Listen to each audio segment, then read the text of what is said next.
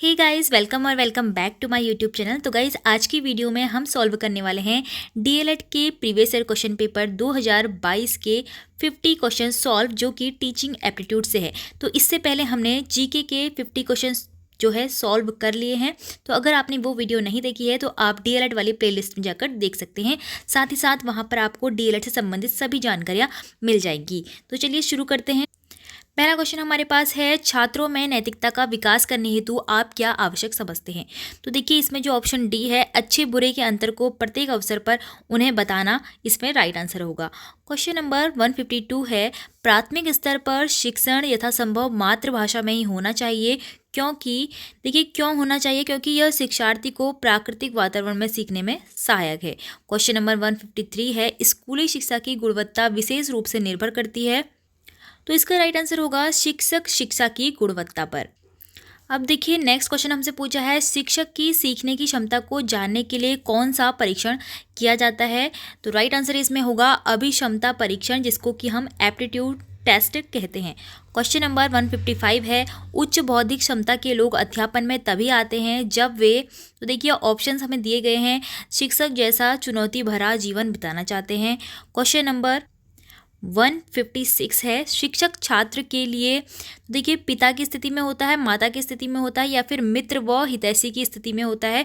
तो यहाँ पर सभी उपरोक्त सभी ठीक होगा। तो देखिए, अगर आप डीएलएड का एग्जाम देने जा रहे हैं तो जो भी टीचिंग एप्टीट्यूड से संबंधित क्वेश्चंस बनते हैं, अगर उसमें ऑप्शन डी में उपरोक्त सभी है तो मैक्सिमम क्वेश्चंस जो होते हैं उनका राइट आंसर जो है उपरोक्त सभी होता है, वरना आप अपना कॉमन सेंस यूज़ करके भी इनका आंसर दे सकते हो।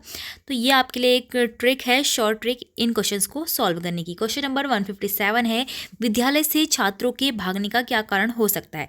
देखिए, जब अध्यापकों का समस्या के प्रति उदासीन व्यवहार होता है तब जो है स्टूडेंट्स जो हैं स्कूल से भागने लगते हैं। क्वेश्चन नंबर 158 है, कक्षा में तिरस्कृत बालक का संभावित व्यवहार कैसा होता है। अगर आप किसी जो है बालक को तिरस्कृत कर दोगे अपनी क्लास से, तो उसका व्यवहार हमेशा के लिए आपके लिए नकारात्मक होगा।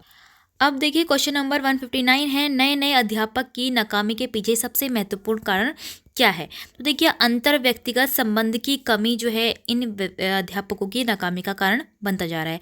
क्वेश्चन नंबर 160 है, अध्यापक को कैसा होना चाहिए।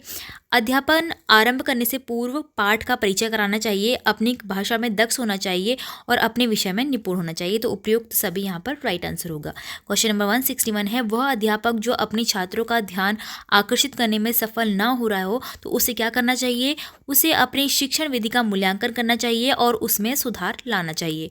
क्वेश्चन नंबर 162 है, यदि आपके कुछ छात्र परिसर में आपके साथ दुर्व्यवहार करते हैं तो आपको अवश्य है कि, तो यहाँ पर राइट आंसर होगा अपने स्वयं के चरित्र तथा ज्ञान के माध्यम से उनके व्यवहार में सुधार लाना चाहिए। क्वेश्चन नंबर 163 है, यदि कोई छात्र कक्षा में बेहोश हो जाता है तो आप सबसे पहले क्या करेंगे। तो देखिए, आपको उसे प्राथमिक चिकित्सा देनी होगी और किसी निकट के डॉक्टर से संपर्क करना होगा। क्वेश्चन नंबर 164 है, छात्र पाठ में तभी रुचि लेंगे यदि अध्यापक उनको बताएंगे कि जिस ज्ञान की उनको आवश्यकता है वही ज्ञान वह देंगे। तो देखिए, जिन ज्ञान की बच्चों को आवश्यकता होती है वही देना चाहिए, आपको बोरिंग उनको नहीं पढ़ाना है। अब है हमारे पास क्वेश्चन नंबर 165, जिसमें पूछा गया है, जब एक अध्यापक को विद्यार्थी द्वारा पूछे गए प्रश्न का सही उत्तर ना आए तो उसे क्या करना चाहिए। तो ऐसे में आपको क्या करना चाहिए, विद्यार्थी को यह बता देना चाहिए कि वह अपने क्वेश्चन का उत्तर कल दे देगा या फिर बाद में दे देगा। क्वेश्चन नंबर 166 है, प्रभावशाली शिक्षण का क्या अर्थ होता है। विद्यार्थी को दिया जाने वाला प्रेम, सहयोग, लगाव और प्रोत्साहन। और देखिए, नेक्स्ट है, व्यक्तिगत शिक्षा तथा कक्षा में खुली चर्चा जो है एक प्रभावशाली शिक्षण की जो है एक अर्थ होता है। तो ऑप्शन डी हमारा यहाँ पर राइट आंसर होगा। क्वेश्चन नंबर 167 है, शिक्षण में तुलनात्मक अध्ययन के लिए उपयोगी है। तो ग्राफ यहाँ पर सबसे ज़्यादा उपयोगी होगा, क्योंकि यहाँ पर कंपैरेटिव स्टडी की बात की है। तो अगर हम कंपैरिजन करते हैं तो एक तरह से हम ग्राफ के माध्यम से करते हैं या फिर इस तरह के ग्राफ के माध्यम से करते हैं। अब देखिए, क्वेश्चन नंबर 168 है, जिस शिक्षण विधि में छात्र सक्रिय रूप से भाग लेता है वह विधि कौन सी है। तो ऐसी विधि कहलाती है प्रश्नोत्तर विधि। क्वेश्चन नंबर 169 है, दूरदर्शन शिक्षण का गुण है।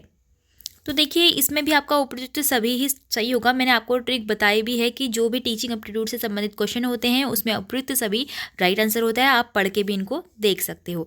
अब देखिए क्वेश्चन नंबर 170 है, शिक्षण की उत्तम प्रणाली वह है जिसमें प्रश्नोत्तर की आवश्यकता न पड़े, अध्यापक छात्रों से प्रश्न पूछे, छात्र अध्यापक से अपनी शंका का समाधान करवाएं, अध्यापक और छात्र दोनों प्रश्न पूछें। तो देखिए दोनों का यहाँ पर इन्वॉल्व होना जरूरी होता है। अब है क्वेश्चन नंबर 171, शिक्षण व्यवसाय में शिक्षण की सफलता के लिए क्या महत्वपूर्ण है। तो शिक्षक की कुशलता जो है सबसे ज़्यादा महत्वपूर्ण होती है यहाँ पर। क्वेश्चन नंबर 172 है, कक्षा कार्य की विधियों में परिवर्तन लाने के लिए अध्यापक में कौन से 2 गुण होने चाहिए। तो उनके पास होनी चाहिए विशेषज्ञता और उनका अनुभव।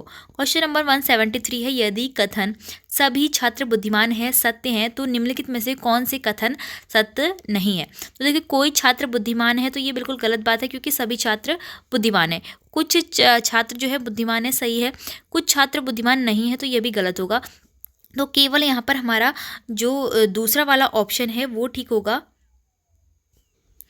तो देखिए ठीक तो हमारा केवल दूसरा वाला है और हमसे गलत वाले पूछे हैं कि कौन सा सही नहीं है। तो गलत कौन से हैं, फर्स्ट और थर्ड। तो यहाँ पर राइट आंसर जो है ऑप्शन बी हो जाएगा। अब है हमारे पास नेक्स्ट क्वेश्चन, शिक्षक छात्र संबंधों के संदर्भ में निम्नलिखित में से कौन सी बात सही है। तो देखिए जो आपका शिक्षक और छात्र के संबंध होने चाहिए वो सद्भावपूर्ण तथा सम्मान पूर्वक होने चाहिए। 175 में पूछा है हमसे कि एक सजीव कक्षा की स्थिति में यह हो सकता है कि जो समय समय पर हंसी के फव्वारे उड़े, संपूर्ण शांति रहे, छात्र शिक्षक वार्तालाप निरंतर हो, छात्रों में जोर जोर से वाद विवाद हो। ऐसा कुछ नहीं है। ऑप्शन सी हमारे यहाँ पर राइट आंसर होगा। अब देखिए क्वेश्चन नंबर 176 है, यदि कोई अभिभावक अपने बालक की परीक्षा में किसी प्रकार का भेदभाव अथवा पक्षपात करने के लिए कहे तो अध्यापक को क्या करना चाहिए। तो देखिए ऐसे में शिक्षक को नम्रता तथा दृढ़ता के साथ ऐसा करने से मना कर देना चाहिए। नेक्स्ट क्वेश्चन है, एक छात्र यह जानना चाहता है कि क्या वह एक विशिष्ट रोजगार में अच्छा प्रदर्शन करेगा। इसका पूर्वानुमान लगाने के लिए निम्नलिखित में से किस उपकरण का प्रयोग किया जाना चाहिए। इसका जो अनुमान लगाना है उसके लिए अभियोग्यता परीक्षण यानी कि एप्टीट्यूड टेस्ट करवाना जरूरी है। क्वेश्चन नंबर 178 है, एक स्कूल शिक्षक श्री पटेल ने अपने छात्रों की सहायता से एक पाठ्यक्रम प्रतिमान विकसित किया। आने वाले वर्षों में यह प्रतिमान इतना लोकप्रिय हो गया कि धीरे धीरे जनपदों, राज्य और देश के सभी स्कूलों ने इस प्रतिमान को लागू कर दिया गया। यह उदाहरण किस चीज का है, यह उदाहरण है प्रदर्शन प्रतिमान का। ठीक है, क्योंकि इन्होंने यह प्रतिमान प्रदर्शित किया था। तो डेमोन्स्ट्रेशन यहाँ पर मॉडल राइट आंसर होगा। क्वेश्चन नंबर 179 है, निम्नलिखित में से क्या समावेशी शिक्षा का तत्व नहीं है। तो देखिए विशेष वर्ग स्थापन जो है यहाँ पर समावेशी शिक्षा का तत्व नहीं है। विविधता के प्रति सम्मान, शून्य अस्वीकृति और सहयोग जो है यहाँ पर समावेशी शिक्षा का तत्व है। नेक्स्ट क्वेश्चन है, पाठ्यक्रम विकास के जमीनी प्रतिमान में निर्णय कौन लेता है। तो राइट आंसर इसका होगा अध्यापक। क्वेश्चन नंबर 181 है, एक शिक्षक विद्यार्थियों के साथ परिचर्चा आयोजित करता है, उन्हें शिक्षा के उच्चतर माध्यमिक स्तर पर उपयुक्त विषय का चयन करने में समर्थ बनाता है। इस प्रकार के निर्देशन को क्या कहा जाता है। तो देखिए इस प्रकार की जो गाइडेंस होती है उसको हम शैक्षणिक या फिर एजुकेशनल गाइडेंस कह सकते हैं। अब हमारे पास नेक्स्ट क्वेश्चन, प्रक्षेपित माध्यम वर्ग के अंतर्गत सम्मिलित शिक्षण सामग्री है। देखिए फिल्म्स इसका राइट आंसर होगा। अब है हमारा अगला क्वेश्चन, दृश्य सहायक सामग्री का एक उदाहरण है।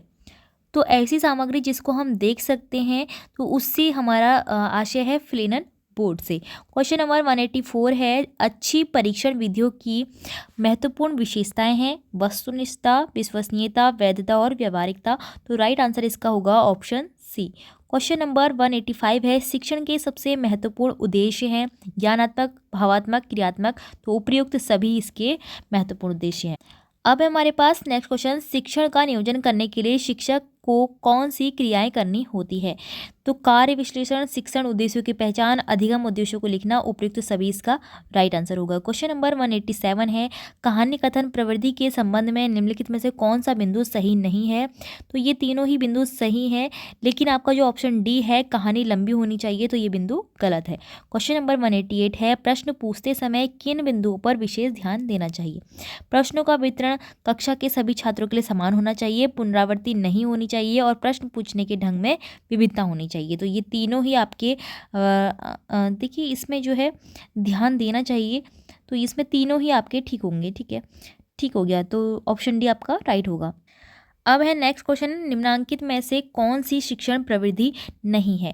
तो देखिए, प्रश्न प्रवृत्ति, कहानी कथन और उदाहरण प्रवृत्ति जो है शिक्षण प्रवृत्ति के अंतर्गत आती है, लेकिन मूल्यांकन प्रवृत्ति जिसमें कि हम इवैल्यूएशन करते हैं, तो ये राइट आंसर होगा। क्वेश्चन नंबर 190 है, शिक्षण का सर्वाधिक अपेक्षित उद्देश्य होता है। तो सबसे ज़्यादा छात्रों के व्यवहार में वांछनीय परिवर्तन करना ही सर्वाधिक अपेक्षित उद्देश्य जो है शिक्षण का होता है। अब है हमारे पास नेक्स्ट क्वेश्चन, निम्नलिखित में से कौन सी एक धीमी गति से सीखने वाले छात्र की विशेषता नहीं है। तो जो धीमी गति से सीखने वाला छात्र होता है उसके पास सीमित शब्दावली होती है और ध्यान की छोटी सी अवधि वो लगाता है, रुचियों की उसकी सीमित सीमा होती है, लेकिन उसके पास अमूर्त सोच नहीं होती, क्योंकि अमूर्त सोच होती है जो तीव्र गति से सीखने वाला छात्र होता है। अमूर्त सोच का मतलब होता है एब्स्ट्रैक्ट थिंकिंग, जब हम किसी चीज़ की कल्पना करते हैं। अब है हमारे पास क्वेश्चन नंबर 192, क्षेत्र अध्ययन किन परिस्थितियों से संबंधित होता है। तो देखिए, फील्ड स्टडी का मतलब होता है रियल लाइफ सिचुएशंस, तो राइट आंसर इसका होगा वास्तविक जीवन की स्थितियों से। क्वेश्चन नंबर 193 है, निम्नलिखित में से कौन सा कथन प्रभावी शिक्षण के संदर्भ में सर्वाधिक उचित है।